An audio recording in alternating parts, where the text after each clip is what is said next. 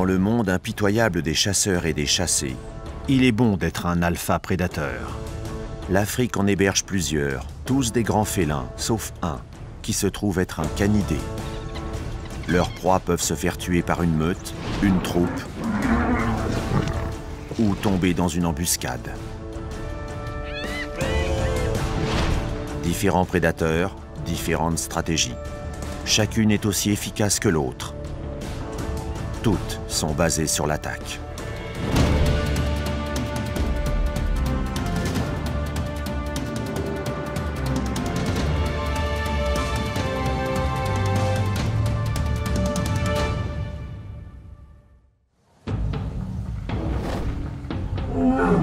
Le lion, redouté et vénéré. Le légendaire roi des animaux. Parmi tous les grands félins, ce n'est pas le plus grand, ni le plus rapide. Et proportionnellement parlant, il n'est pas non plus le plus fort. Alors qu'est-ce qui rend le lion si royal? Pourquoi est-il comparé à un roi? La raison est simple, la troupe.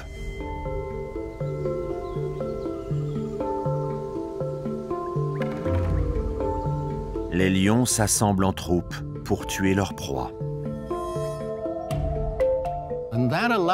Ceci leur permet non seulement de s'attaquer à des proies plus grosses qu'eux, mais aussi d'assurer une chasse efficace, car les fauves peuvent s'entraider. Il faut noter que ce sont surtout les femelles qui pratiquent la chasse en groupe. Elles coopèrent entre elles au moment de traquer l'animal. Puis quand elles commencent à charger, elles le plongent dans une grande confusion car il ne sait plus vers quelle direction s'échapper. Les lionnes peuvent courir à environ 80 km/h, mais seulement sur une courte distance. Pour chasser certains des animaux les plus rapides du continent, elles doivent alors montrer une certaine créativité. Pour compenser leur manque d'endurance, elles restent invisibles autant que possible. Elles peuvent alors s'essayer à l'embuscade. Elles se cachent dans les hautes herbes, près des sources d'eau, et attendent que les animaux assoiffés s'approchent suffisamment près d'elles pour les attaquer. Quand la lionne s'abat sur sa proie, elle assène un coup rapide pour écraser la gorge et trancher les voies respiratoires.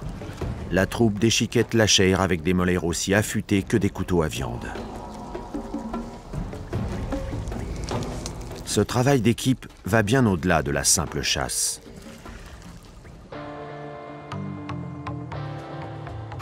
Les troupes sont composées de membres de la même famille. Toutes les femelles sont apparentées, et donc tous les bébés ont un lien de parenté. Les femelles ont tendance à donner naissance à peu près à la même période. Et comme elles sont toutes de la même famille, elles n'ont aucun problème à allaiter dans la troupe un petit qui ne serait pas le leur. Ce n'est peut-être pas son propre bébé, mais c'est forcément un petit-fils, un neveu ou une nièce. Une lionne joue alors le rôle de nurse et de nourrice pendant que les autres vont à la chasse pour nourrir le restant de la troupe. Le mâle chasse rarement, mais il contribue à la vie du groupe de façon différente. Il défend son territoire et ses ressources contre les clans de hyènes et les autres troupes de lions qui lui sont concurrents. Le mâle surveille son territoire qui peut faire jusqu'à 250 km². Il protège son espace contre les rivaux. Les enjeux sont grands. Si une autre troupe envahit son secteur, elle tuera tous les lionceaux et dominera les lionnes qui viendront agrandir la troupe victorieuse. Repousser une troupe envahisseuse exige une force brutale et une certaine stratégie. De nouvelles recherches indiquent que les lions parviennent à déterminer la taille de la troupe rivale en comptant le nombre de rugissements émis. Avec ces informations, ils peuvent décider s'il faut attaquer ou battre en retraite. Ça ressemble à une opération militaire finement menée. C'est la survie de leur troupe qui est en jeu. Cette dévotion envers les membres de son clan, essentielle à la survie et unique parmi les grands félins, est la raison pour laquelle le lion est justement appelé le roi des animaux. Les lions s'attirent toute la gloire pendant que les hyènes n'en reçoivent aucune. Diabolisées car jugées laides et bruyantes, perçues comme des charognards qui volent la chasse des autres animaux, les hyènes ont un problème d'image. Mais en fait, elles sont incomprises. Il est vrai qu'elles se nourrissent de charognes, mais elles savent aussi chasser en meute de façon brillante. Elles peuvent attraper de grandes proies comme les gnous ou les zèbres.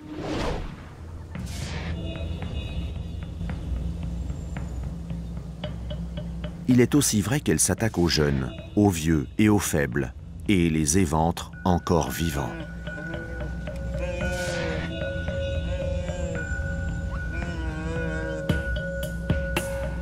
Elles font tout ça avec un sourire affreux et un rire à vous glacer le sang. Il n'est donc pas difficile de comprendre pourquoi les hyènes sont des animaux si faciles à détester. Sauf que bien d'autres prédateurs commettent les mêmes atrocités. Et parmi eux, le brave et noble lion. À regarder de plus près, la différence entre les hyènes et nombre d'autres prédateurs est très minime. Malgré leur réputation de charognards qui leur colle à la peau, les hyènes tuent en fait 95% de leur nourriture. Ne vous laissez pas influencer par leur physique. Les hyènes sont intelligentes et même courageuses.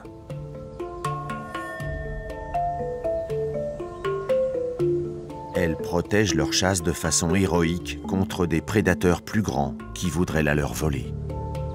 Elles se viennent en aide et peuvent entendre un appel au secours d'un membre de la meute à plus de 10 km. Cette évolution leur vaut la plus belle success story du parc du Serengeti. Les hyènes sont beaucoup plus nombreuses que les lions. Il y a environ 2000 lions au Serengeti contre environ 7000 hyènes. Grâce à leur nombre et à leur résistance, les hyènes parviennent à épuiser leur proie. Elles comptent sur l'énergie de la meute et non de chacun de ses membres. Elles se relaient pour courser leur cible. En chassant en meute, elles peuvent abattre des proies plus imposantes que si elles chassaient en solitaire. Une fois qu'elles ont réussi à épuiser leurs victimes dans les plaines découvertes, la meute se rassemble pour la mise à mort. Pour les hyènes, la chasse est un sport d'équipe. Elles sont prêtes à tout pour parvenir à leur fin. Mais les règles qui concernent le repas ne sont pas sujettes à interprétation. C'est une société matriarcale. Les femelles se classent tout en haut, donc ce sont elles qui mangent en premier. Puis c'est au tour des jeunes et enfin des mâles. Si un petit malin affamé venait à se faire prendre en train de passer devant les autres, il se prendrait une raclée de la chef. Les mâles doivent aussi subir le harcèlement des jeunes placés plus haut dans la hiérarchie. Sinon, ils risquent de sérieuses réprimandes. La brutalité sauvage n'est pas la seule méthode de discipline. Le rire strident sert aussi à résoudre les conflits. Des études ont montré que la hauteur du rire révèle l'âge de la hyène et la fréquence indique son rang social. Les meutes sont seulement présentes dans les plaines découvertes sans arbres du parc du Serengeti. Quand on va dans les parties boisées qui correspondent aux 2/3 du parc, on y croise des hyènes solitaires qui se nourrissent uniquement de petits animaux. Comme elles s'adaptent à ce que le Serengeti peut leur offrir, elles ont peu de risques d'être affamées. Dans une étude récente menée à l'université Duke, on a mesuré l'intelligence des hyènes tachetées par rapport aux chimpanzés. Il est clair que les hyènes ne sont pas plus intelligentes que les singes. Mais il est étonnant de constater qu'elles sont capables de surpasser les chimpanzés quand il s'agit de résoudre des problèmes en coopération. 2 chimpanzés ont eu besoin d'un entraînement et d'une collaboration intensifs pour terminer le même défi que 2 hyènes tachetées qui ont réussi à l'exécuter en quelques minutes. Dans la nature, savoir travailler en équipe pour résoudre des problèmes peut faire la différence entre la vie et la mort. La plupart du temps, les gens pensent que les hyènes sont des charognards. Mais en fait, elles ne le sont que dans certaines circonstances, quand elles sont seules ou qu'elles partent chasser en solitaire. Les hyènes sont des animaux très bien adaptés à leur environnement. Elles sont très nombreuses sur Terre. Trouver des charognes demande aussi une certaine ingéniosité. Quand les hyènes remarquent des vautours voler en cercle au loin, elles savent où trouver un repas facile. Les hyènes tachetées pèsent 80 kg, ce qui correspond à la moitié du poids d'un lion. Et pourtant, ces 2 espèces ont la même puissance de mâchoire, jusqu'à 900 kg au centimètre carré. Si les hyènes trouvent des os déjà à moitié mangés, elles peuvent toujours en extraire la moelle nourrissante à l'intérieur en les broyant sans problème. Un félin ne s'embêterait pas à ça. C'est pourquoi ces incroyables survivantes méritent plus de respect de notre part. Les hyènes ne sont peut-être pas très jolies, mais ce seront toujours elles qui riront les dernières.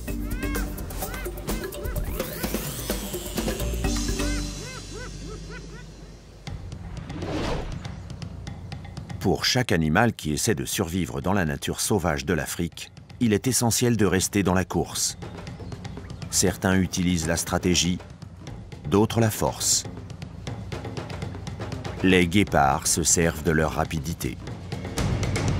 Avec un corps parfaitement adapté à la vitesse, il peut attraper son dîner en moins de 30 secondes. Il n'a pas besoin de la force brutale des lions et des hyènes. Avec ses 80 cm de haut et un poids d'à peine 50 kg, le guépard est bâti pour la course.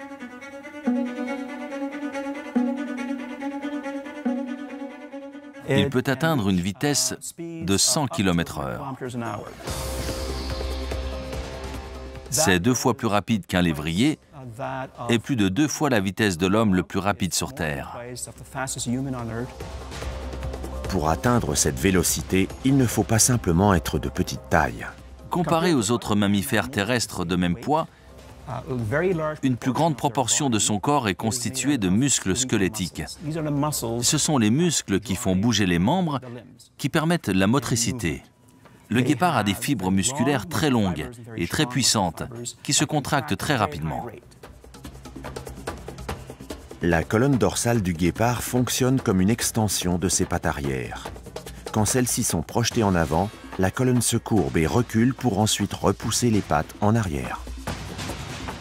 Cette articulation crée une grande force à une vitesse très rapide et fait accélérer l'animal vers l'avant. Afin de générer une course à grande vitesse, le guépard a adopté une méthode efficace qui lui permet de respirer. Pour courir si vite, le guépard a besoin d'une grande quantité d'oxygène.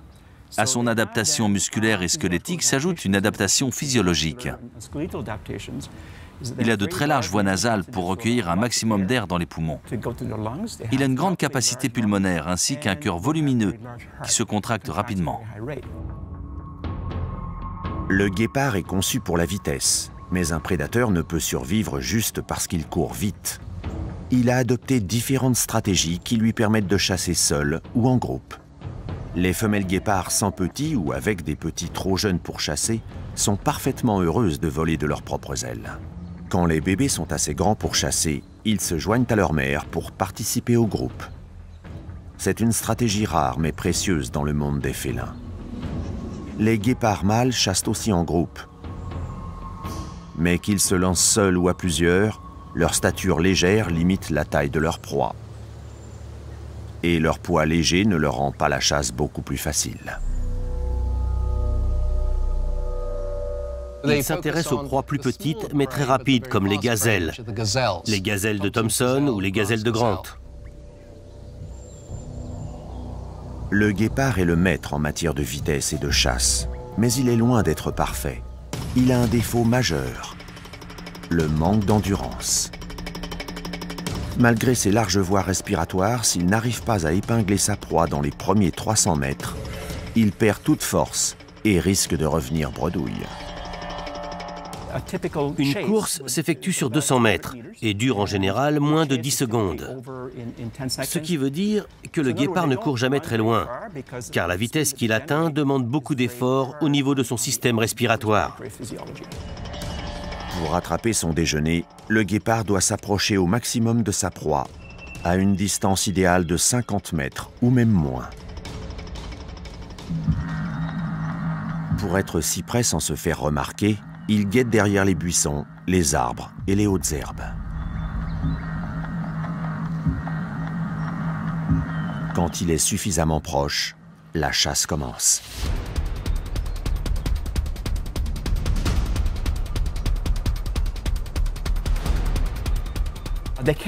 Les gazelles ne peuvent pas aller plus vite que le guépard, alors elles font des zigzags. Pour les attraper, le fauve doit faire de même encore plus vite. Ses pattes sont adaptées à la course. Les coussinets sous ses pieds sont rigides.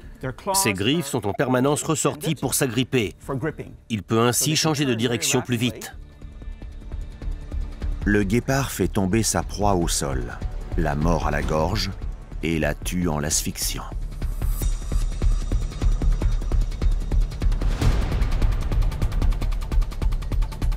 Alors que la gazelle perd son souffle, celui du guépard redevient normal grâce à ses larges narines qui insufflent de l'air. Mais même victorieux, le guépard, tout comme la hyène, doit rester méfiant. Un lion risque d'avoir eu vent de sa chasse et pourrait venir lui voler sa prise. Pour éviter le vol, le guépard mange extrêmement vite. Il engloutit sa proie et essaie d'en profiter au maximum, car il sait qu'il a de grands risques de la perdre. En plus, il doit nourrir ses petits.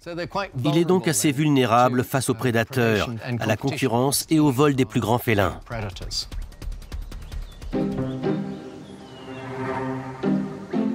Tous les prédateurs doivent faire face à des défis, mais il faut bien manger. Le guépard est incroyablement rapide. C'est ce pourquoi il est connu. Mais malgré cela, 70% de ses proies arrivent à lui échapper. C'est la vie pour ceux qui vivent à 100 à l'heure. On les appelle les loups pins, les chiens sauvages d'Afrique ou les chiens chasseurs. Peu importe leur nom, ces lycaons ne sont pas les meilleurs amis de l'homme. Ce sont de féroces tueurs en meute, reconnus pour s'attaquer à de grandes proies.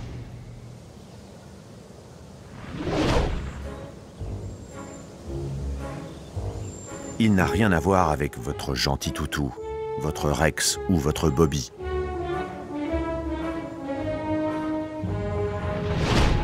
Ce sont des lycaons. Ces lointains cousins des chiens domestiques savent que le nombre fait la force. Ils vivent jusqu'à 30 par meute.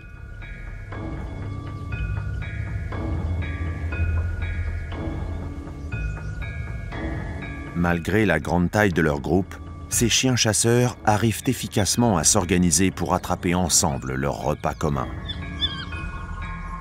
Plus ils sont nombreux dans le groupe, plus ils réussissent à chasser.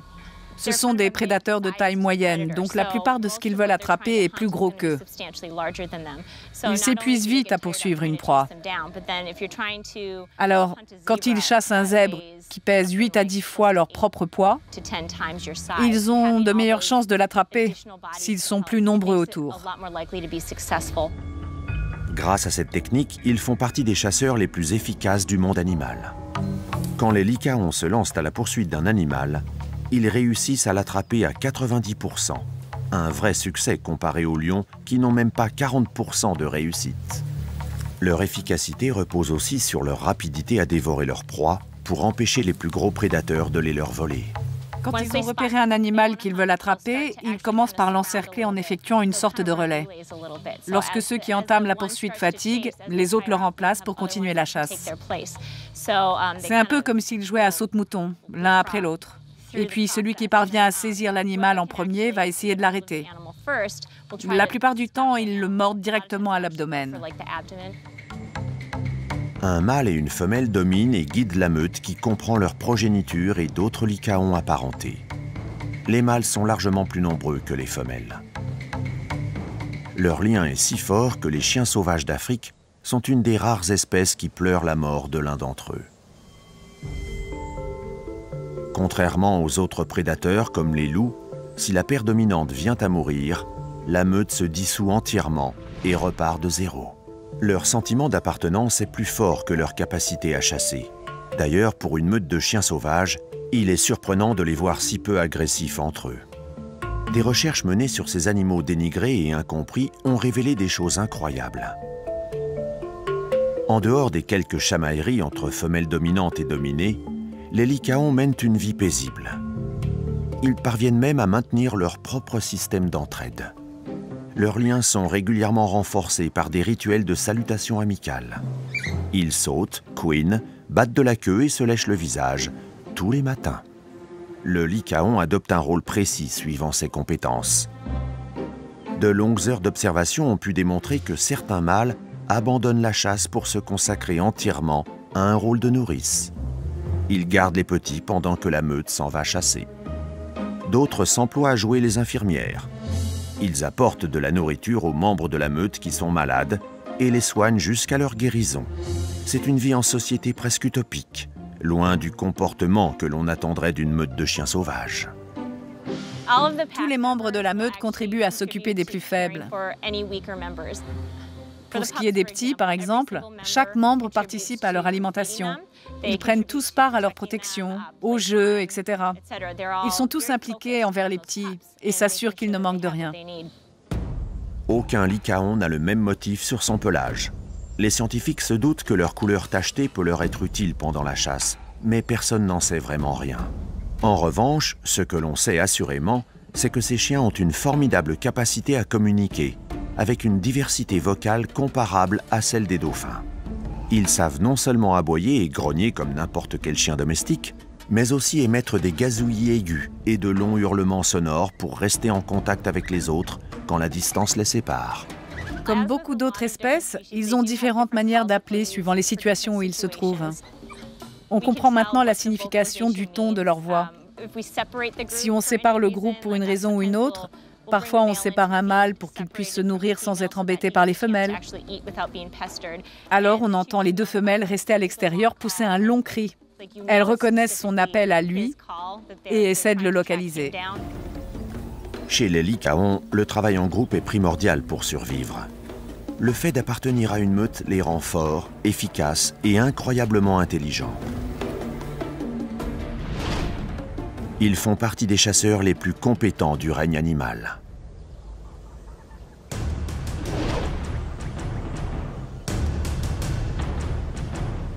Les grands prédateurs semblent avoir gagné la loterie dans l'évolution animale.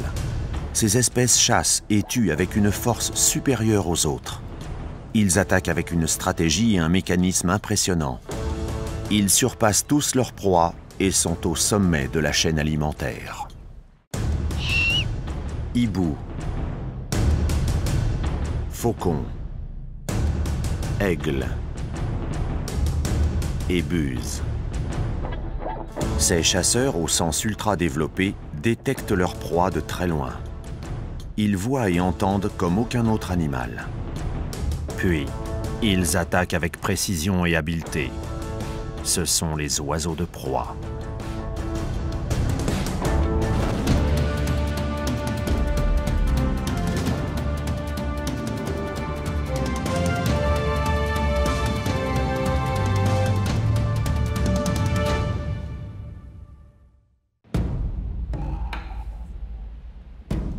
Tout est calme. Tranquille. Rien à signaler. C'est le moment idéal pour chercher de la nourriture. Ça paraît si simple. Pour le grand-duc d'Amérique, ça l'est en effet. La stratégie de chasse du grand-duc d'Amérique consiste à rester caché dans un arbre. Il a la même couleur que l'écorce. Il passe donc inaperçu. Et dès que sa proie se déplace, il plonge dessus. Son vol très rapide et silencieux lui permet d'attraper n'importe quel rongeur. Le hibou est un oiseau de proie assez commun, mais il possède un talent particulier pour s'approcher de ses proies. Ces deux accessoires spécialisés lui donnent un certain avantage. La plupart des espèces de hibou dans le monde ont des oreilles asymétriques. L'une est placée plus haute que l'autre. Ils ont ainsi une parfaite perception de la profondeur. Ils peuvent entendre le bruit d'une souris sous la neige, dans l'herbe ou même dans la forêt. Ils viennent alors la cueillir à l'endroit exact où elle se trouve, souvent simplement en utilisant leur ouïe, sans même avoir recours à leurs yeux. Son ouïe très fine permet au hibou de repérer ses proies avec une incroyable exactitude. Ce sens ultra développé ne vient pas uniquement de ses oreilles. l'ensemble de son corps semble avoir évolué pour avantager sa capacité auditive. La tête du hibou paraît volumineuse, mais ce n'est qu'une illusion. Les plumes faciales sont implantées de telle manière qu'elles forment une parabole, d'où l'impression d'une grosse tête ronde.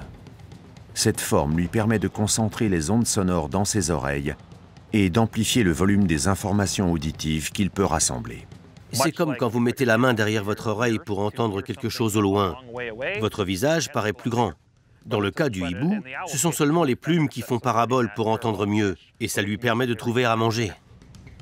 De sacrés yeux, ensorcelants, envoûtants. Comme tous les oiseaux de proie, les globes oculaires sont immobiles. Ils sont fixés à leur place. Les yeux immobiles du hibou lui apportent une constante bien utile, car la chasse est pleine de variables qui changent constamment. Le hibou ne peut pas bouger les yeux, mais il peut très facilement bouger la tête. Il peut la faire tourner de 3/4 dans chaque direction. Nous, les humains, nous ne pouvons pas tourner la tête à plus de 70 degrés, de droite et de gauche. Quand sa tête bouge, ses oreilles et ses yeux bougent ensemble. Il peut ainsi voir et entendre autour de lui en même temps, ce qui est un grand avantage pour la chasse. Ces mouvements de tête réguliers et précis indiquent une phase cruciale au moment de la chasse. La vue et l'ouïe s'unissent.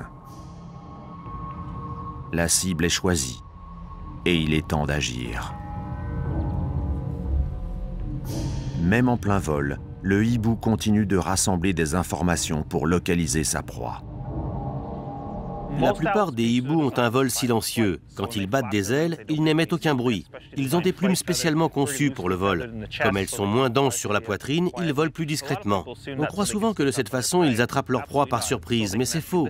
Le silence leur sert à écouter. S'ils faisaient trop de bruit, ils entendraient leurs ailes au lieu de leur dîner. Donc ils volent en silence pour bien utiliser leurs oreilles.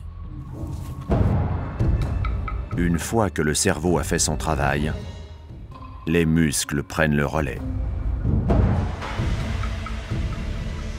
Pour leur taille, les cerfs des Grands-Ducs d'Amérique font partie des plus puissantes au monde.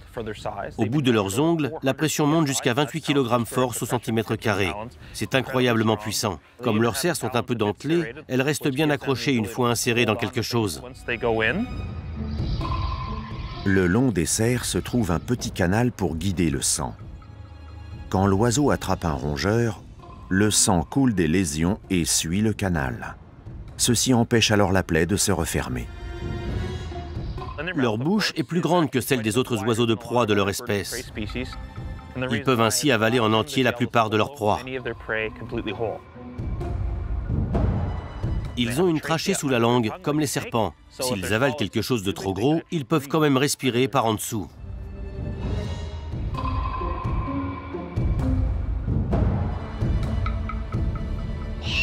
Le hibou repère, tue et consomme avec une parfaite maîtrise. Et tout ça dans un silence de mort.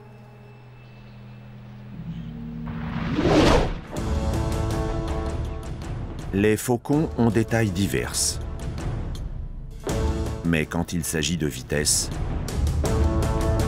ils n'en ont que deux, rapides et ultra rapides.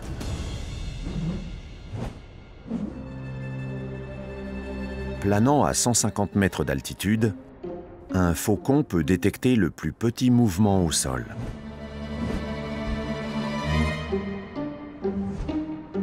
Il plonge à 100 km/h, puis passe à 150 pour atteindre ensuite 320 km/h.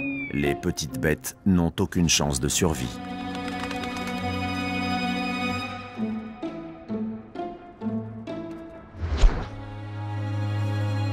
Tous les faucons sont de très bons prédateurs.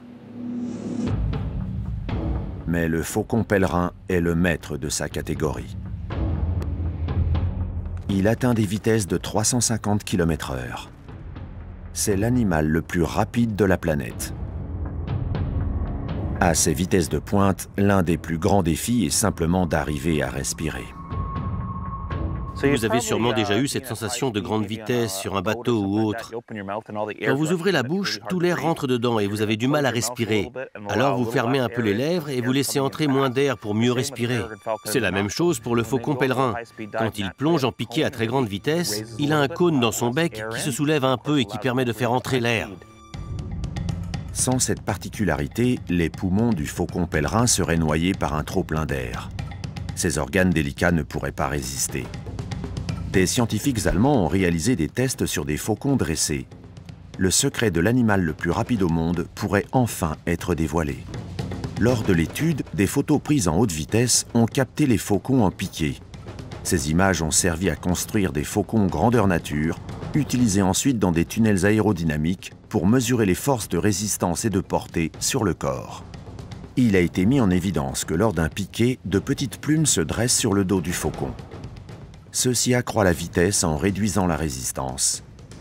Et pourrait être la raison qui permet à ce casse-cou ailé de se déplacer si vite, tout en restant en vie.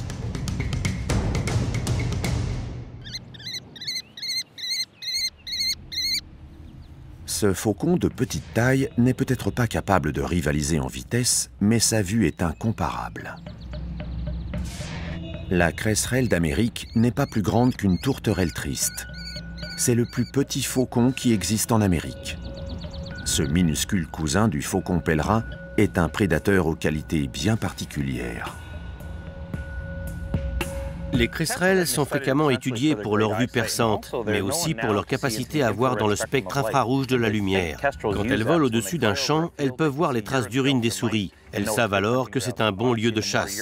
Plus il y a de traces, plus il y a de souris à manger. Une fois qu'elles ont délimité un lieu clé pour chasser, une autre compétence entre en jeu. Les différentes espèces de cresserelles dans le monde ont la capacité de planer. Elles peuvent faire du surplace comme un cerf-volant. Quand une proie sort de sa cachette, elle pique direct sur elle. Que la proie soit au sol ou dans les airs, c'est la même chose. Le faucon pèlerin et la cresserelle ont des approches différentes. Mais quand il s'agit de tuer, ces deux faucons se servent des mêmes outils pour finir le travail.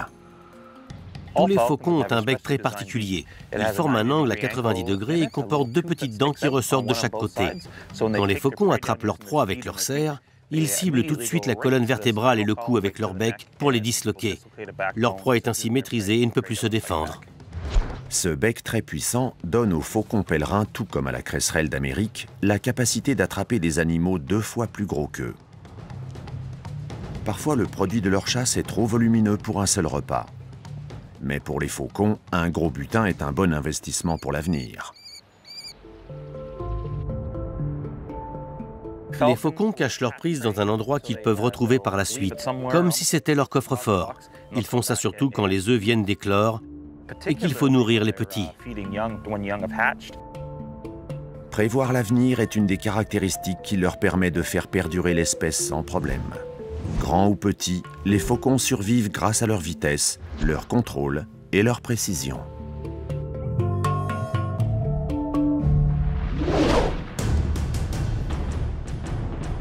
Le pigargue à tête blanche, aussi appelé aigle chauve, est un vrai symbole.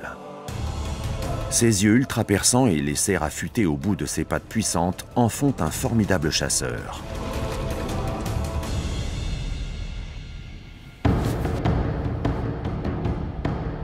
Avoir des yeux d'aigle.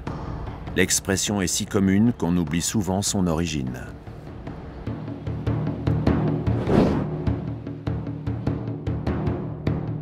Avec une vitesse de croisière de 70 km/h, l'aigle chauve peut repérer une proie jusqu'à 3 km de distance. Il localise sa cible grâce à sa vision binoculaire imparable. Plonge. Accélère jusqu'à près de 160 km/h. Saisit sa proie.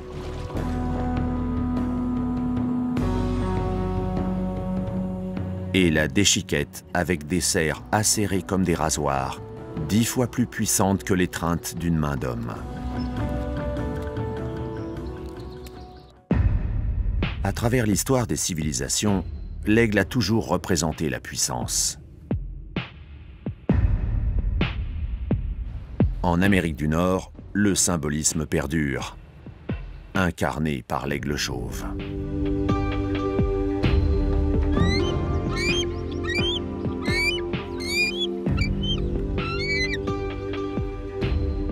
Après avoir frôlé l'extinction dans les années 80, cet animal majestueux vit maintenant presque partout en Amérique du Nord.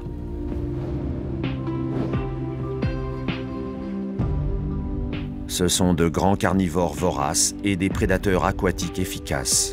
Il leur faut de la viande, en grande quantité. Les aigles chauves vivent près des grands plans d'eau. Ce sont de gros oiseaux. Pour se rassasier, ils doivent donc chasser de grandes proies comme du gibier d'eau, des canards, des oies qui vivent aussi sur de vastes espaces aquatiques. Il mesure 1 mètre de long entre le bec et la queue. Leur envergure est proche de 2 mètres. Les mâles pèsent jusqu'à 4 kg, mais les femelles peuvent faire 25% de plus et atteindre 6,5 kg. Cet avantage par la taille est inhabituel dans le monde animal, mais pas dans le monde des oiseaux de proie. Il existe d'autres espèces plus grandes. Mais dans le cœur et l'esprit de nombreux amateurs de la vie sauvage, l'aigle chauve tient une place particulière. Ce superbe chasseur est loin d'être chauve, c'est évident. Son nom vient du vieil anglais « baldy », qui voulait dire blanc et non chauve, comme maintenant. Ses yeux sont presque aussi grands que ceux d'un homme, mais notre acuité visuelle est loin d'être comparable. Selon les scientifiques, sa vue est 4 à 7 fois plus perçante que celle des hommes. Il faut savoir qu'ils discernent les choses beaucoup plus vite que nous. Nous voyons entre 28 et 30 images à la seconde, alors qu'eux, ils voient plus de 100 images secondes. Ils perçoivent donc la vitesse beaucoup plus facilement. Nos yeux sont capables de bouger de chaque côté, mais pas ceux des aigles chauves. Ils doivent tourner la tête, ce qui est d'un côté avantageux. Leurs yeux sont fixes, et comme un gyroscope, ils tournent en même temps que le cou. Ils ont une vision binoculaire et font la mise au point comme s'ils regardaient dans un télescope. Ils peuvent garder les yeux fixés sur quelque chose tout en se déplaçant dans les airs. Quand ils s'approchent de leur proie, leur tête reste bien fixe. L'aigle chauve est capable de chasser une grande variété d'animaux, mais il est spécialement adapté pour la pêche. Quand il agrippe sa cible, la membrane nictitante de l'œil se ferme pour protéger ses yeux. Elle cligne toutes les 3 ou 4 secondes pour garder l'œil humide et propre. Et comme elle est translucide, la vue est préservée. Ensuite, c'est au tour des cerfs de faire leur travail. Les aigles chauves n'ont pas des serres aussi longues que les autres espèces de rapaces, pour la simple raison que ce sont des chasseurs de poissons. Donc, ils n'ont pas besoin de serres très crochetées.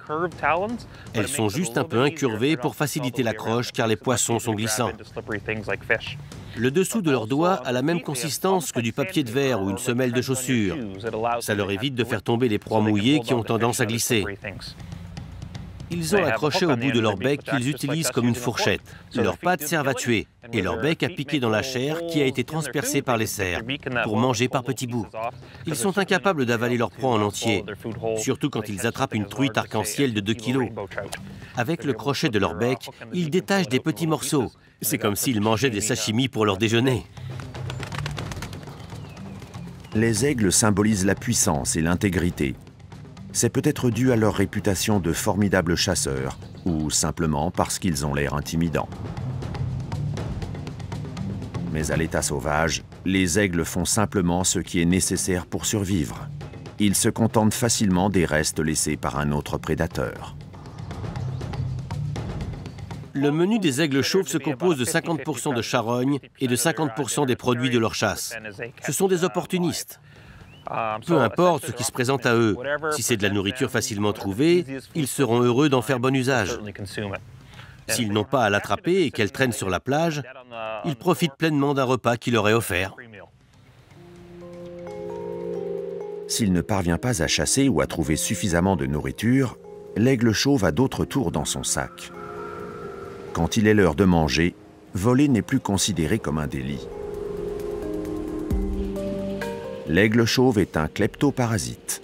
Il vole la nourriture aux autres. S'il voit un autre aigle avec un poisson, il n'a aucun scrupule à descendre en piqué pour le lui prendre des serres.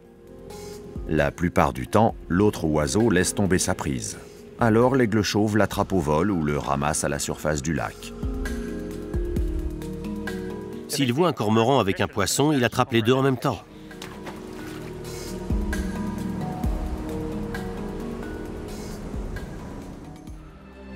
Qu'ils soient obligés de quémander, emprunter ou voler, ces oiseaux de proie s'accommodent de toute nourriture. Ce sont des survivants futés qui endossent parfaitement leur rôle de symbole de l'Amérique.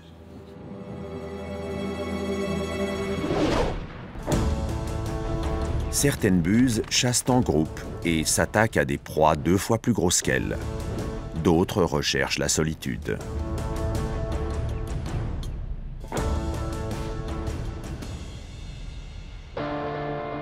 Par ici, la buse de Harris semble s'en sortir très bien toute seule. Avec son acuité visuelle hors pair, les proies ont peu de chances de lui échapper. Ce n'est plus qu'une question de patience à présent. Et quand elle s'élance finalement sur sa cible, elle la manque rarement. Mais si c'est le cas, peu importe. Il y a toujours une autre buse prête à prendre la relève. La buse de Harris est un des rares oiseaux de proie à chasser en groupe. Le groupe est comme une cellule familiale très bien organisée. Ils ont tous un lien de parenté. Il peut y avoir le père, la mère et les enfants de l'année précédente, ou les oncles et les tantes qui travaillent en équipe. C'est un peu comme une meute de loups. La chasse en groupe permet à la buse de Harris d'augmenter ses chances de trouver un repas. Elle a dû développer cette stratégie car elle vit surtout dans les déserts, là où la nourriture est rare. Cette dynamique de groupe accroît les possibilités de dénicher des mets peu abondants. Cette buse s'organise en clans composés de 2 à 6 membres. Chacun a un rôle précis. Certains sont là pour faire sortir une proie d'un buisson, d'autres pour attendre le moment de la tuer. La meilleure vue est toujours d'en haut. Grâce aux brises thermiques qui soufflent au niveau du sol, les rapaces gagnent facilement de l'altitude. Les buses s'élèvent rapidement dans les airs grâce au courant d'air chaud venant de la terre. Elles peuvent se laisser porter comme un ballon dans les airs. Les buses ont toutes une acuité visuelle incroyable. Elles voient les couleurs comme les humains, mais elles voient aussi les ultraviolets, ce qui les avantage pour repérer les proies à la nuit tombante. La position de leurs yeux est un privilège supplémentaire. Les buses, comme les autres oiseaux de proie, ont une pleine vision binoculaire. Elles peuvent ajuster leur vue en même temps qu'elles volent. C'est très pratique quand elles suivent un animal, même rapide, car elles peuvent le repérer, l'observer et le poursuivre sans jamais le quitter du regard. Les buses arrivent à poursuivre un animal à grande vitesse grâce au même type de membrane semi-transparente qui protège les yeux des aigles. Celle-ci s'ouvre et se referme d'un côté et de l'autre, comme un essuie-glace. L'œil est humidifié en permanence et l'oiseau continue de voir même à grande vitesse. C'est un grand avantage par rapport à l'homme qui doit constamment cligner des yeux et les fermer même pour une fraction de seconde. La buse, elle, garde les yeux ouverts tout le temps. Grâce à cette membrane transparente, la buse ne perd jamais sa proie de vue. Pour une parfaite mise à mort, la buse de Harris compte sur sa force de brute. Son bec et ses serres sont particulièrement puissants. La taille des buses varie d'une espèce à l'autre. La buse de Harris a une envergure moyenne de 115 cm. Elles sont particulièrement douées pour attraper des proies en plein vol. Elles peuvent saisir un oiseau même en volant très vite, grâce aux puissants tendons au niveau des doigts. Une fois l'animal attrapé, il ne peut plus s'échapper. Plus il tente de se libérer, plus l'étau se resserre. La buse saisit sa proie et la serre fort. Soit elle presse ses doigts plusieurs fois et fait plusieurs trous dans l'animal, soit elle l'agrippe pour de bon et elle la maintient fermement pour que l'animal meure des suites de l'étreinte et des secousses. Pour une buse, patience et bon emplacement sont les clés d'une mise à mort. Elle se perche sur un poteau de téléphone ou un arbre et examine le champ. Quand elle aperçoit une proie, elle l'observe jusqu'à temps qu'elle sorte de sa cachette. Alors, grâce à sa position en hauteur, sa vitesse et son atterrissage en douceur, elle saisit l'animal juste au niveau du sol. Les buses varient leur menu suivant l'endroit où elles habitent et la saison. Les buses à queue rousse d'Amérique du Nord, par exemple, mangent beaucoup de souris et de serpents au cours de l'été. Les buses de Swenson, dans les prairies du Canada et les territoires rocheux, se nourrissent de sauterelles pendant les mois d'été. Les autours des palombes dans les forêts de l'hémisphère nord, en Amérique du Nord, en Asie et en Europe, mangent des grouses, mais aussi des corneilles et des corbeaux. Suivant l'endroit où elles vivent, les buses peuvent aussi trouver des lapins d'Amérique ou des lièvres en grand nombre.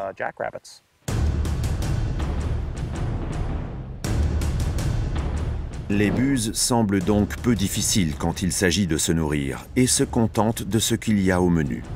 Avec leur vision binoculaire, leurs doigts comme des étaux et leur capacité à chasser en groupe, ces assassins de plumes sont devenus les maîtres de l'air et de la terre.